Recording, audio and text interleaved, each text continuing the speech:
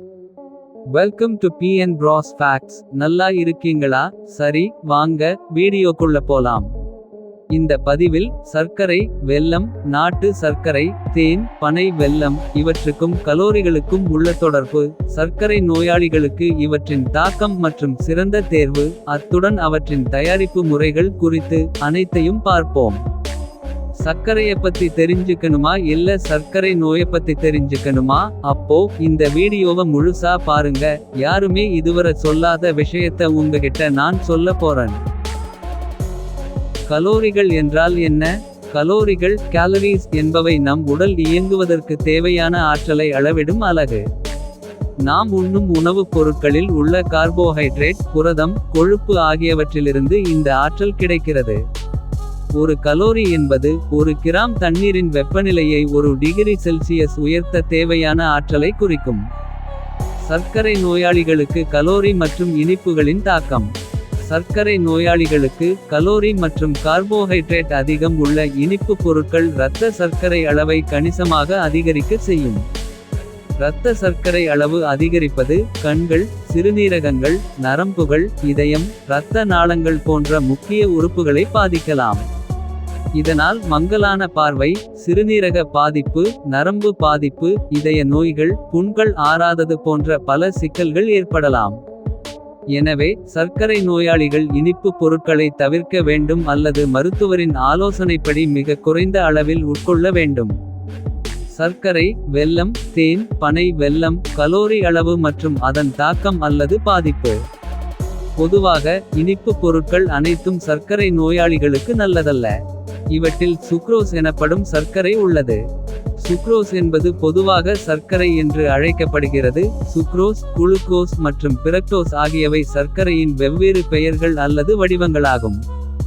அவற்றின் கலோரி அளவுகள் தோராயமாக 100 கிராம் என்ற அளவில் நான் குறிப்பிடுகிறேன். வெள்ளை சர்க்கரை சுமார் 400 கிலோகலோரி. தாக்கம்: வெள்ளை சர்க்கரை மிகவும் சுத்திகரிக்கப்பட்ட ஒரு இனிப்பு பொருள். இதில் ஊட்டச்சத்துக்கள் எதுவும் இல்லை. இது இரத்த சர்க்கரை அளவை மிக வேகமாக உயர்த்தி இன்சுலின் எதிர்ப்பு தன்மையை அதிகரிக்கலாம். இன்சுலின் அளவு குறைவதால் மிகச்சீக்கிரமாக சர்க்கரை நோய் வந்துவிடும். சர்க்கரை நோயாளிகள் முற்றிலும் தவிர்க்க வேண்டியது. வெல்லம் அல்லது கரும்பு வெல்லம் அல்லது நாட்டு சர்க்கரை சுமார் 383 கிலோகலோரி. தாக்கம்: வெல்லம் வெள்ளை சர்க்கரையை விட குறைவாக சுத்திகரிக்கப்பட்டது. இதில் இரும்பு, கால்சியம் போன்ற சில தாதுக்கள் இருந்தாலும் சர்க்கரை அளவு அதிகம். இதுவும் இரத்த சர்க்கரை அளவை அதிகரிக்கும்.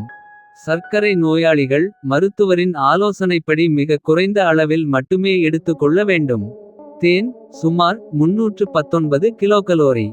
தாக்கம்: தேன் ஒரு இயற்கை இனிப்பு. இதில் சில வைட்டமின்கள் மற்றும் தாதுக்கள் உள்ளன. இருப்பினும் தேனிலும் சர்க்கரை உள்ளது. சர்க்கரையுடன் ஒப்பிடும்போது தேன் சற்று இனிப்பானது என்பதால் குறைந்த அளவு பயன்படுத்தலாம். சர்க்கரை நோயாளிகள் மிதமான அளவில் மருத்துவ ஆலோசனைப்படி எடுத்துக்கொள்ளலாம். பலர் தேன் சாப்பிட்டால் சர்க்கரை நோய் வராது என்று அவர்களே கற்பனையில் நினைத்துக் கொள்கிறார்கள். உண்மை என்னவென்றால் சர்க்கரையில் இருப்பதை விட அதிகமான கலோரி தேனில் உள்ளது என்று தெரிந்து கொள்ளுங்கள். பனை வெல்லம் அல்லது கருப்பட்டி அல்லது பனங்கற்கண்டு சுமார் 353 கிலோகலோரி. தாக்கம்: பனை வெல்லம் பனை மரத்திலிருந்து பெறப்படும் ஒரு பாரம்பரிய இனிப்பு. இதில் சில தாதுக்கள் மற்றும் சத்துக்கள் இருப்பதாக கூறப்படுகிறது. வெள்ளை சர்க்கரை கரும்பு வெல்லத்துடன் ஒப்பிடுகையில் இது சற்று சிறந்ததாக கருதப்பட்டாலும் இதுவும் ஒரு வகை சர்க்கரைதான். இதில் இருக்கும் சர்க்கரையும் இரத்த சர்க்கரை அளவை அதிகரிக்கும். எனவே சர்க்கரை நோயாளிகள் இதையும் அளவாகவே மருத்துவரின் ஆலோசனைப்படி மட்டுமே பயன்படுத்த வேண்டும். சில ஆய்வுகள் பனை வெல்லம் மற்றும் பனங்கற்கண்டு சர்க்கரை நோயாளிகளுக்கு முற்றிலும் பாதிப்பை ஏற்படுத்தாது என்று நிரூபிக்கப்படவில்லை. இதுல எது சகோ நல்லதுன்னு கேக்குறீங்களா? சொல்ற. சர்க்கரை நோயாளிகளுக்கு எது சிறந்தது? சர்க்கரை நோயாளிகளுக்கு மேற்கண்ட இனிப்பு பொருட்கள் எதுவுமே சிறந்தது என்று சொல்ல முடியாது. அனைத்திலுமே சர்க்கரை சத்து இருப்பதால் அவை இரத்த சர்க்கரை அளவை அதிகரிக்கும். முற்றிலும் தவிர்ப்பது சிறந்தது. சர்க்கரை நோயாளிகள் இனிப்பு வகைகளை முற்றிலும் தவிர்ப்பதே மிகச் சிறந்தது. குறைந்த கிளைசெமிக் குறியீடு கொண்ட உணவுகள். குறைந்த கிளைசெமிக் குறியீட்டு லோ கிளைசீமிக் இண்டெக்ஸ் கொண்ட உணவுகளை உட்கொள்வது இரத்த சர்க்கரை அளவை சீராக வைத்திருக்க உதவும். இனிப்புக்கு மாற்றாக பழங்கள் காய்கறிகள் போன்றவற்றை அளவாக எடுத்துக்கொள்ளலாம். பழங்கள் மற்றும் காய்கறிகள் இவற்றிலும் இயற்கை சர்க்கரை இருக்கும் என்பதால் வருமுன் காப்போம் என்ற எணமொழிக்கு ஏற்ப கவனத்துடன் அளவாக சாப்பிடுங்கள். தயாரிப்பு முறைகள். வெள்ளை சர்க்கரை தயாரிக்கும் முறை. கரும்பு சாறு எடுத்தல். கரும்புகள் இயந்திரங்கள் மூலம் அரைக்கப்பட்டு சாறு எடுக்கப்படுகிறது. சுத்திகரித்தல். இந்த சாறு சலவை செய்யப்பட்டு சுண்ணாம்பு மற்றும் பிற ரசாயனங்கள் சேர்க்கப்பட்டு அசுத்தங்கள் நீக்கப்படுகின்றன. இதற்கு முன்பு சர்க்கரை ஆலைகளில் சுண்ணாம்பு என்ற மூலப்பொருள் கிடையாது. அதனால் சுண்ணாம்புக்கு பதிலாக எலும்புகளை பயன்படுத்தினார்கள் என்பதையும் தெரிந்து கொள்ளுங்கள். கெட்டியாக்கல். சுத்திகரிக்கப்பட்ட சாறு சூடாக்கப்பட்டு நீர் ஆவியாகி சர்க்கரை படிகங்கள் உருவாகும் வரை கெட்டியாக்கப்படுகிறது. படிகங்களை பிரித்தல். இந்த படிகங்கள் மைய விலக்கு இயந்திரங்கள் மூலம் மொலாசஸ் கரும்பு பாகிலிருந்து பிரிக்கப்படுகின்றன. சர்க்கரை ஏன் வெள்ளையாகிருக்கிறது. ஆனால் வெல்லம் நாட்டு சர்க்கரை பனை வெல்லம் இவைகளெல்லாம் ஏன் பிரவுன் கலரில் இருக்கிறதென்றால் இந்த மொலாசஸ் என்னும் வேதிப்பொருளே காரணம். மொலாசஸ் என்ற வேதிப்பொருளை நீக்குவதால் சர்க்கரை வெள்ளையாகிறது. மேலும் நிறம் மாறாமல் வெள்ளையாகவே இருக்க சுண்ணாம்பை பயன்படுத்துகிறார்கள். உலர்த்துதல். பிரிக்கப்பட்ட சர்க்கரை படிகங்கள் உலர்த்தப்பட்டு வெள்ளை சர்க்கரையாக பெறப்படுகின்றன. வெல்லம் மற்றும் நாட்டு சர்க்கரை தயாரிக்கும் முறை. கரும்பு சாறு எடுத்தல். கரும்புகள் இயந்திரங்கள் மூலம் அரைக்கப்பட்டு சாறு எடுக்கப்படுகிறது. கொதிக்க வைத்தல். இந்த சாறு பெரிய பாத்திரங்களில் நீண்ட நேரம் கொதிக்க வைக்கப்படுகிறது. கொதிக்கும்போது சாறில் உள்ள அசுத்தங்கள் நுரையாக மேல்வரும். பின்னர் இந்த நுரை நீக்கப்படுகிறது. சுண்ணாம்பு சேர்த்தல். சில சமயங்களில் வெல்லப்பாகை சுத்தப்படுத்த சுண்ணாம்பு சேர்க்கப்படலாம்.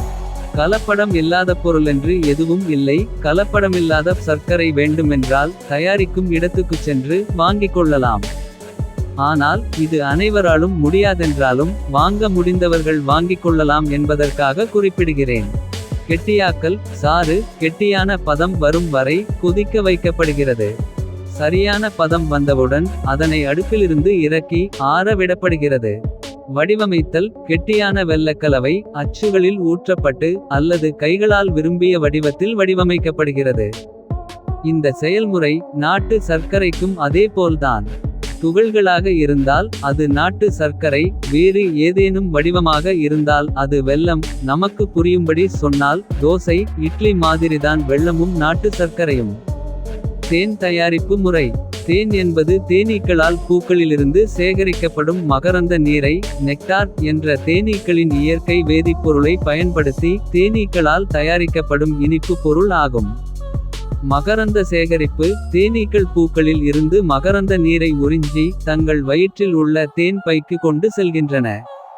தேனீக்களுக்கு 2 வயிறு உள்ளது. இந்த படத்தில் தெரிவது போல் முதலில் உள்ள வயிற்றில் தேனை உறிந்து சேகரித்து வைக்கின்றன. பின்னர் அதை தேன் அடைகளில் வைக்கின்றன. இதையும் கூடுதலாக தெரிந்து கொள்ளுங்கள். தேன் என்பது தேனீக்களின் வாந்தியாகும். தேனீக்கள் இந்த தேனை தேன் அடைகளில் சேமிக்கின்றன. மேலும் தேனீக்களின் உடலில் உள்ள என்சைம்கள் மகரந்த நீரை தேனாக மாற்றுகின்றன. தேனை பிரித்தல் சுற்றுதல் அழுத்துதல் போன்ற முறைகள் மூலம் தேன் அடைகளில் இருந்து தேன் பிரித்தெடுக்கப்படுகிறது. பனை வெல்லம் கருப்பட்டி மற்றும் பனங்கற்கண்டு தயாரிக்கும் முறை. பனை மரங்களிலிருந்து பதநீர் எனப்படும் சாறு சேகரிக்கப்படுகிறது. இது பொதுவாக அதிகாலையில் செய்யப்படுகிறது. பனை மரத்தின் பதநீரிலிருந்து பனை வெல்லம் தயாரிக்கப்படுகிறது. மேலும் பனை வெல்லத்திலிருந்து கருப்பட்டி மற்றும் பனங்கற்கண்டு ஆகியவை தயாரிக்கப்படுகின்றன. பதநீரை கொதிக்க வைத்தல். சேகரிக்கப்பட்ட பதநீர் பெரிய பாத்திரங்களில் நீண்ட நேரம் கொதிக்க வைக்கப்படுகிறது. கெட்டியாக்கல். பதநீர் கெட்டியான பதம் வந்ததும் அதனை அடுப்பிலிருந்து இறக்கி ஆற விடப்படுகிறது. வடிவமைத்தல். கெட்டியான பனை வெல்லக்கலவை அச்சுகளில் ஊற்றப்பட்டு அல்லது சிறிய கட்டிகளாக உடைக்கப்பட்டு பனை வெல்லமாக பெறப்படுகிறது. இதை பெரும்பாலும் தேங்காய் குடுவைகளில் ஊற்றி அச்சுகளாக மாற்றுகிறார்கள். பனங்கற்கண்டு தயாரிக்க இந்த பனை வெல்ல கலவையை படிகப்படுத்துகிறார்கள். முக்கிய குறிப்பு: எந்த இனிப்பு பொருளை பயன்படுத்தினாலும் சர்க்கரை நோயாளிகள் தங்கள் இரத்த சர்க்கரை அளவை தவறாமல் கண்காணிக்கவும். மருத்துவரின் ஆலோசனையை பெறவும் இது மிகவும் முக்கியம்.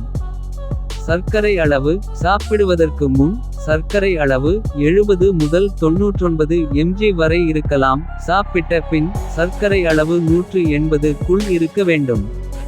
இதை சரியாக பார்த்துக் கொள்ளுங்கள், இல்லையென்றால் மருத்துவரிடம் பரிசோதனை செய்து உறுதிப்படுத்திக் கொள்ளுங்கள்.